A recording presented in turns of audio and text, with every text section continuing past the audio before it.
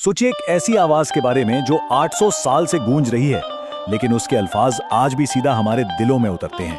आज हम उसी लाजवाल शायर की हिकमत को समझने की कोशिश करेंगे, एक ऐसी शख्सियत जिसने वक्त की तमाम हदों को पार कर लिया है।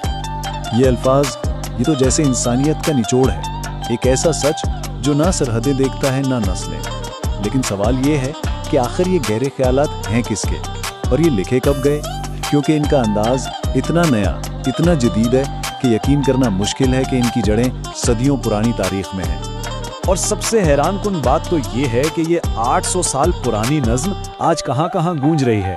ज़रा सोचिए, अक़वाम मुत्तहिदा के हेडक्वार्टर्स में, कोल्ड प्ले जैसे मशहूर रॉक बैंड के गानों में, अमरीकी सदर की तकरीरों में और बड़े बड़े फ़िलॉसफियों की किताबों में। ये इस बात का सबसे बड़ा सबूत है कि सच्ची हिकमत ना वक्त की मोहताज होती है और ना ही किसी एक सकाफत की। तो फिर सवाल ये उठता है कि इस लाजवाल शायरी के पीछे आखिर था कौन। चलें अब पर्दा उठाते हैं उस अजीम शख्सियत से जिसने ये अल्फाज दुनिया को दिए। इनका नाम था सादी शिराजी, 13वीं सदी के एक अजीम फारसी शायर। उस दौर के बड़े बड़े आलिम उन्हें उस्ताद सुखन कहते थे, यानी कलाम का उस्ताद। और ये कोई मामूली लक़ब नहीं था, ये एजाज सिर्फ उसे मिलता था जिसकी जुबान पर गिरफ्त और ख्यालात की गहराई का कोई मुकाबला ना हो। लेकिन सादी की शख्सियत बिल्कुल उनकी शायरी की तरह बहुत तहदार थी। उनकी जिंदगी एक ऐसी किताब की तरह है जिसके कुछ वर्क गायब हैं। बहुत सी तफसीलात पर आज भी पर्दा पड़ा हुआ है, और जो कहानियां उन्होंने खुद सुनाई वो भी शायद हकीकत से ज्यादा सबक आमोज थी। यही चीज, यही इब्हाम उनकी शख्सियत को और भी पुरअसरार और दिलचस्प बना देता है। सादी ने एक ऐसे दौर में आँख खोली जो तजादात से भरा था। एक तरफ तो इस्लामी सुनहरे दौर की इल्मी और सकाफती बुलंदियां थीं, लेकिन दूसरी तरफ मंगोलों के हमलों की ऐसी तबाही थी जिसने बगदाद जैसे अजीम शहर को भी खंडर बना दिया। तो उन्होंने अपनी आंखों से तहजीबों को बनते और फिर उजड़ते देखा, और यही तल्ख और शीरी तजुर्बात उनकी शायरी की गहरी बसीरत की असल वजह बने। अच्छा, तो ये गहरी समझबूझ, ये बसीरत आखिर आई कहाँ से? इसका जवाब उनकी जिंदगी के एक बहुत लंबे बाब में छुपा है, और वो बाब है उनका सफर। 30 साल, जरा सोचिए, पूरे 30 साल सादी ने अपनी जिंदगी का इतना बड़ा हिस्सा सफर में गुजार दिया। और ये कोई आम सैर सपाटा नहीं था, बल्कि ये इंसानियत के समंदर में एक गहरा गौता था, माशरे की नब्ज पर हाथ रखने जैसा था। उनके कदम इराक, शाम, फलस्तीन और अरब की खाक छानते रहे। उन्होंने एक तरफ शाही दरबारों की चकाचौंध देखी तो दूसरी तरफ गलियों में बैठे फकीरों की लाचारी भी। वो आलिमों की महफिलों में भी बैठे और सिपाहियों के खैमों में भी रहे। मतलब हर जगह, हर तबके के इंसान को बहुत करीब से देखा, और यही मुशाहिदात उनकी लाजवाल हिकमत का असल खजाना है। तो अब बात करते हैं उनके दो अजीम शाहकारों की, वो दो किताबें जो उनकी पूरी जिंदगी के सफर और हिकमत का असल निचोड़ हैं। सादी के ये दो शाहकार, बुस्तान और गुलिस्तान, उनकी शख्सियत के दो बिल्कुल अलग पहलू दिखाते हैं। बुस्तान, जिसका मतलब है फलों का बाग, एक रूहानी सफर है। ये पूरी किताब शायरी में है और इसमें इंसाफ, नेकी और कनात जैसे मौज़ूआत हैं। दूसरी तरफ है गुलिस्तान, यानी फूलों का बाग। ये ज्यादातर नसर में है और अमली दुनिया की बात करती है।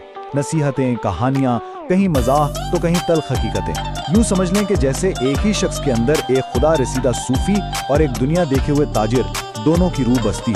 अब गुलिस्तान की अमली हिकमत की एक झलक देखिए। यहाँ सादी कह रहे हैं कि दुनिया की दौलत तो आनी जानी शय है, लेकिन हुनर एक ऐसा चश्मा है जो कभी नहीं सूखता। ये एक ऐसी नसीहत है जो कल भी सच थी और आज भी इतनी ही सच है। और अब ये देखिए बोस्तान का रंग। ये एक सिपाही की कहानी का हिस्सा है जो मंगोलों का मुकाबला कर रहा है। यहाँ अंदाज बिल्कुल मुख्तलिफ है, गहरा, फिलसफियाना। तकदीर के आगे इंसान कितना बेबस है, इसका एतराफ ये सादी की रूहानी गहराई को जाहिर करता है। तो चलें अब कहानी को वहीं वापस लाते हैं जहां से शुरू किया था।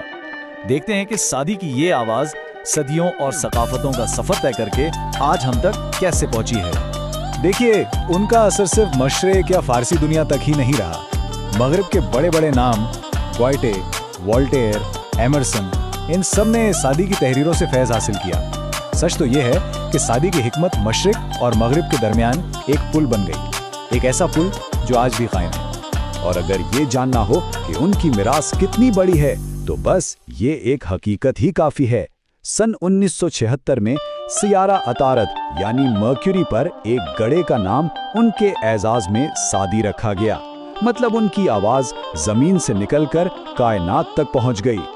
तो अब जब हम इन अशार को दोबारा पढ़ते हैं तो ये सिर्फ खूबसूरत अल्फाज नहीं लगते। नहीं, अब इनके पीछे हमें वो शख्स नजर आता है जिसने जंगें देखी, 30 साल सफर किया और इंसानियत के हर रंग को करीब से महसूस किया, और तब जाकर ये लाजवाल सच हमारे सामने रखा। तो आखिर में एक सवाल रह जाता है, ये बात इंसानियत के बारे में हमें क्या सिखाती है कि 8 सदियां पुरानी एक आवाज़ आज भी हमारी सबसे गहरी सच्चाइयों की, हमारी खुशियों और हमारे दुखों की इतनी खूबसूरती से तर्जुमानी कर सकती है। शायद यही कि सच्ची हिकमत कभी पुरानी नहीं होती, वो लाजवाल है।